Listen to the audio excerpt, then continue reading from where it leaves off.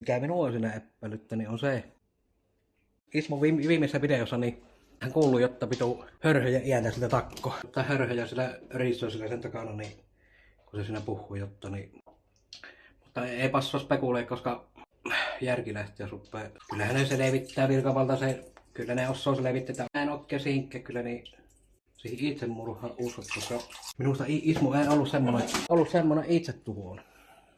Mutta sepä, että ei passaa spekuleissa enempää, koska niin paljon mahdollisuuksia, että se ei liukastunut johonkin ja blää blää blää.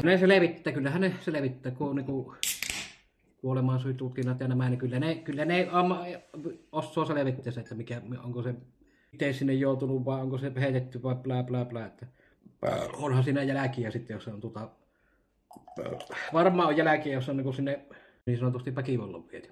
Joka tapauksessa rikostutkinnassa aina tulee tuommoista tappausta, että no en tiedä tullut sitä.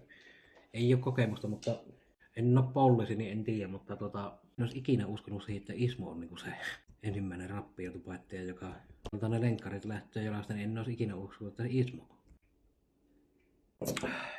Ensimmäisen kerran ja viimeisen kerran näin Ismo. Ismon tapasin, niin se on ensimmäinen ja viimeinen kerta. Outo fiilis.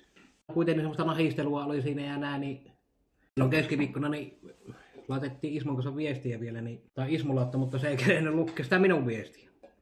Milloin se on sitten kuollut, niin onko se silloin keskiviikkona torstaina vai milloin se on ollut viimeisen kerran livessä, en tiedä, mutta joka tapauksessa keskiviikon jälkeen niin se ei vastannut ennen.